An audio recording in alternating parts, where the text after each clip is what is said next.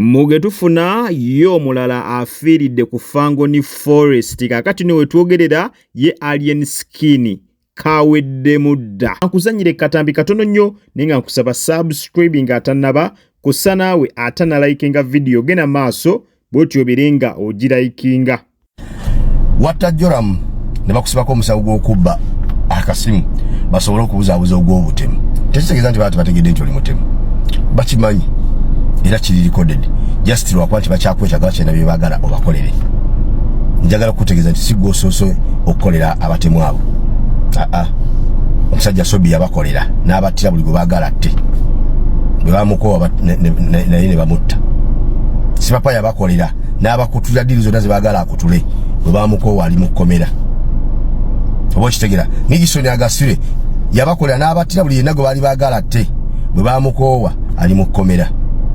Naawe kola byonna by'oyagala okukola olw'amaanyi g'olage bakuwadde naye gye binaggwera nga bakukooye ojja bisasulira. Muganda wange buuza ku bakamiliyoni. Kamiliyoni bali mu buwambe. Bali mu buwambe byonna by'olaba bye bakola bali mu buwambe. Jasiti Wakalamagi wagambye yafiira mu kikomera kye. Bakenzo bali mu buwambe. Jasiti wa boda boda abasatu be batta. Bo benyinyi nga be babatobedde ne babatta. Nga Kenzo ava Ivory Coast. Kuba mukwatira okwo. Buli omu gw'olaba ali mu buwambe olw'ebyo either bo bye bakola nga babikolera waali oba bye baamukozesa. Oba okitegeera. Essaawa eno amakaago wagafudde Torture Chambers. Otuma butumi ne bawamba gw'oyagala bawambe ne bamukuleetera mu kikomera kyo. N'okuba nga bw'oyagala okuba ne bafuluma ekikomera ne batwala. Era Pest Vibes yali mugezi nnyo. Okutuuka okumuwamba ne bamuleeta gy'oli ne mwambala bigiravuzi n'ayimirira naawe mumulwane gwe nga yaali omu wakati mu bantu 30. Nakkiza afuuke punching bag omukole buli kyoyagala asobole okutaasa obulamu. Kyekyamuyamba ovaayo nga mulamu. Oba kano kasajja katukayagadde kwerwanako bambi kataata ebyaddiridde kati yafuuse mugenzi. Ekirungi taliko kwebuuza nti yafiiriddewa ani yamusse bamukoze eki. Video yagirikodinza akyali mulamu nanyonya bulungi babu eyamuwambye waje yamusanze na butabe yalimberimbye abantu n'amuleeta mu Torture Chambers mu kikomera kyo. Abamukubye bonna n'aboogera mpaka ku yagenze mu ddwaliro bamugamba tebasobola mujjanjaba omusayi gwagenze muki mu bwongo. Essaawa eno maiti mugenzi. Nze oyo mwana mbadde simanyi na mumanya bamaze namubika ne munoonyako ndabe ne nalabye omwana ebyadde akola ngamba Katonda wange kana tusase tukyuse gavumenti nga mulina gavumenti esupporting aba artist. Gavumenti ekolera aba Uganda era efaayo bakulaakulanya oyo omwana ku byabadde akola nga bwe nabirayo ku peegi ye abadde yeetaaga kubanga ne gavumenti emusasula omusaala olw'ebyo byakola. Nga gavumenti erina omukwata emuteeke mu kifo awatuukira abalambuzi akolenga tourist attraction.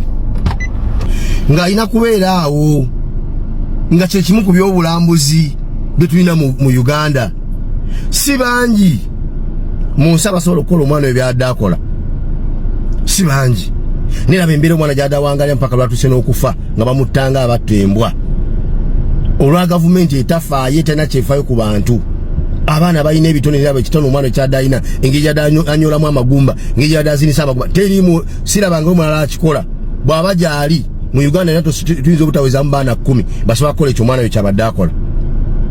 Nira bw'atyo bwe mutwe muwafiiriza eggwanga omuntu abadde ow'enjawulo bw'atyo omuntu abadde ow'omugaso bw'atyo mu ggwanga lyaffe eyali badde atunda ensi yaffe n'agiteeka n'abaako ekifo wagituusizza olw'ebyo byabadde akola olwa atiwe gwabadde akola. Huyo mwamusse tukimanyi nti ate mu kaseera mwamuttidde webasinga obbaagalira ennyo olw'effujjo lyammwe kuba baagala bakozesa mu bino ebiseera ebyakalulu era bayinza obutabaako kye babakola ne babireka ne bigendera awo mu malo bayisa mu mbeera eno ey'akalulu naye tebiggwa bwe bityo. Tayimu ey'okusasula gyeri. Ekirungi gavumenti egenda kukyuka. Ife abajja mu buyinza tuli bamazima na bwenkanya. Olina okuyimirira mu kkooti onnyonnyole abantu abo abafiira ewuwo kyekibatta. Otubuulire amakaago gaafuuka Torture Chambers era batandika ddi okuwamba abantu nga babaleeta ewuwo n'okuba buli gw'oyagala ne baleeta n'okuba mu kikomera kyo.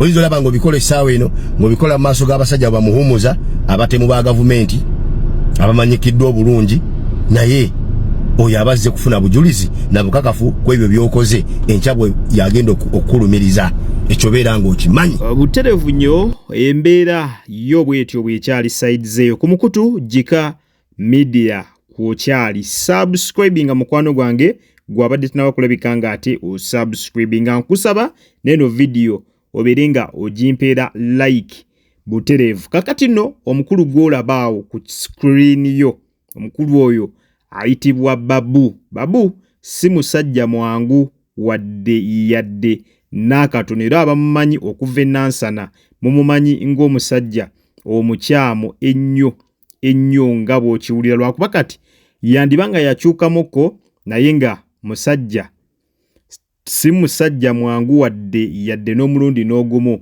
Babu oyo y'omu kubakulira security eya Alien Skin. Kakati omwana ayogerwako omuzinyi ono ayogerwako abadde amanyikiddwa nga top dancer Uganda eyafudde. Kigambibwa nti omukulu ono ye yamusazeko n'amusanga mu kifo ekimu n'amuwamba mbu ne bamutwala ku Fangoni Forest ne bamukuba ne bamuyisa bubi n'okutuusa we yatuukidde mu ddwaliro ng'omusaayi gwatuuse dda ku bwongo era musajja wattu bw'atyo n'afa. Bino ebigambo omukulu yennyini top dancer eyattiddwa ye yabyogedde nga tannaba kufa. Mu katambi kengenda okubeera nga nkuzanyira ku ssaawa eno ennyini ogenda beera nga omuvubuka ono eyattiddwa omwewulirirako ng'alumiriza aba Fangoni Forest okubeera nga bamuwambye ne bamutwala ku Fangoni ne bamukuba ne bamuyisa bubi ne bamutuusa mu mbeera ate yamujjuludde mu bulamu bw'ensi eno. Kankuzanyire katambi katono nnyo.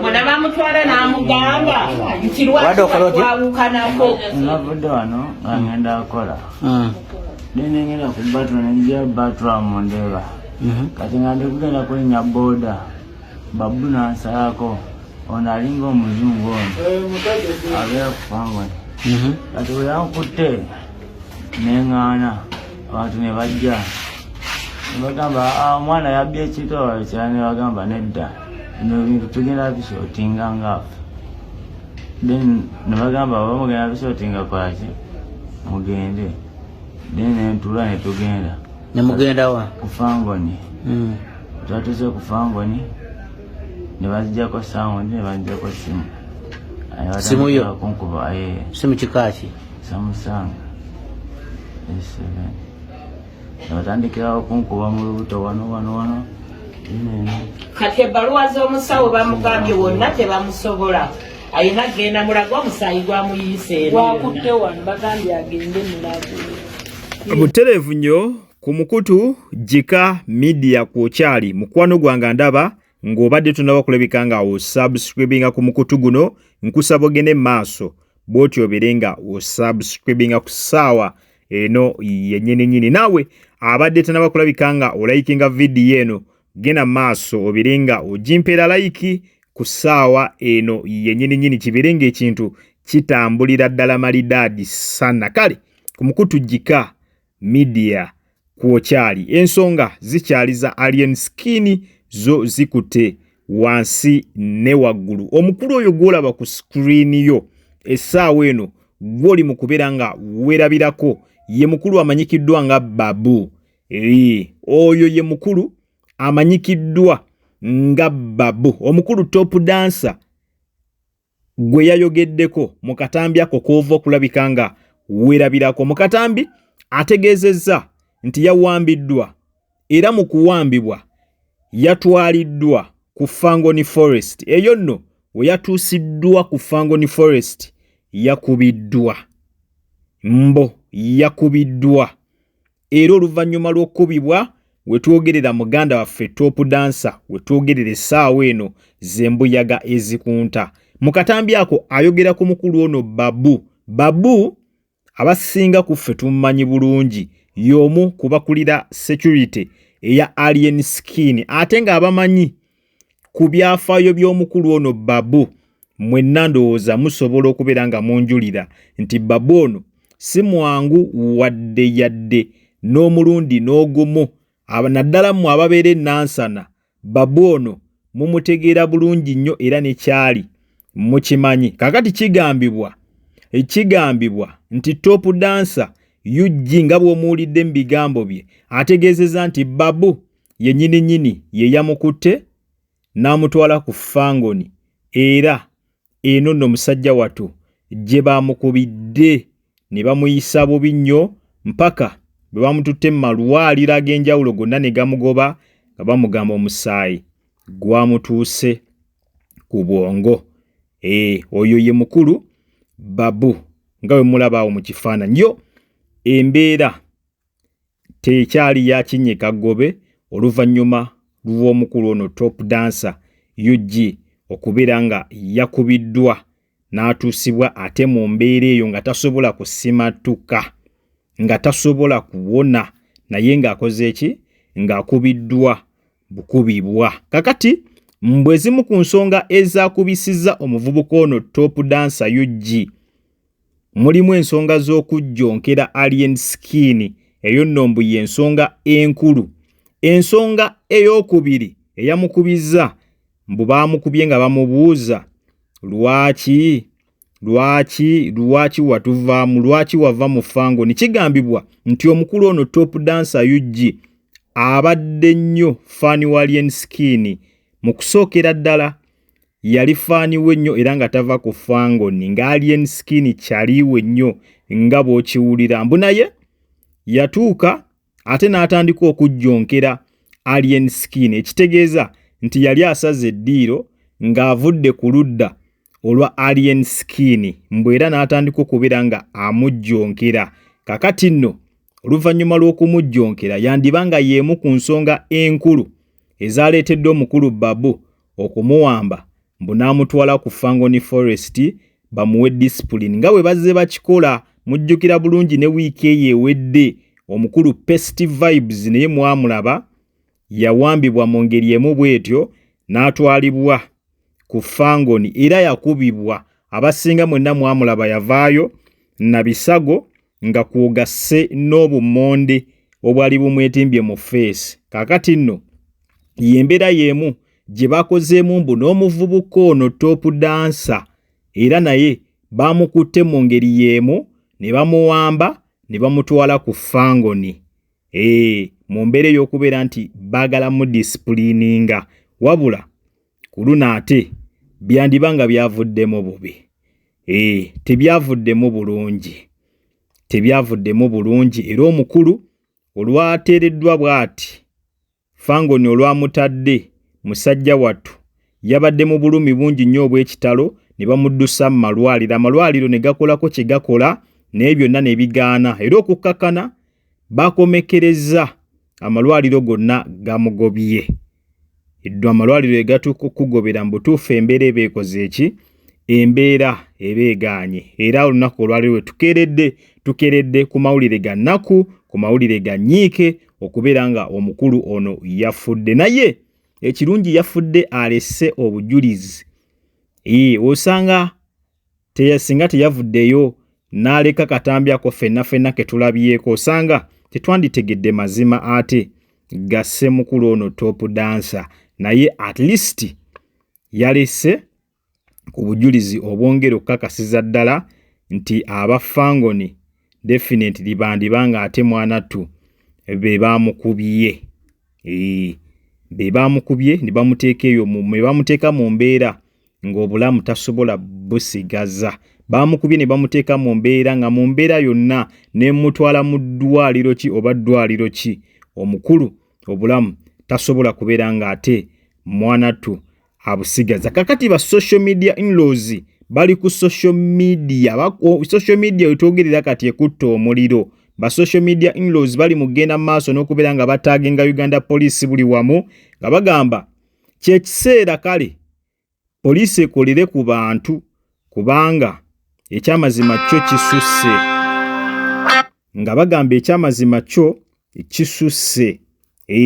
Nti wa Alien Skin ye wantu gye bawamba omuntu ne bamutwala ne bamukuba ne bamukwata bu video ne babuteeka buli wamu ng'obukakafu n'obujulizi bwe buli obulaga nti ddala omuntu oyo yakubiddwa ku Fangoni. Naye ate poliisi neetabaako na kintu kyonna kyekolawo kakati embeera eyo ereetedde ba social media in-laws okubeera nga bagamba poliisi yeesuliddeyo gwa Nagamba yandibadde evaayo nebaako nekyekolawo, kubanga ebintu bano abantu babikola misana ne bakwata n'obu video ne bapostinga nga balinga abalaga nti bali waggulu w'amateeka, ekintu nno ekigenda okuleetera abantu okwongera okunyiiga. So ba social media in-laws bavuddeyo ne bategeeza nti poliisi ensonga zino yandibadde ezeenyigiramu nga tekinnabafuuka too late kubanga kisusse.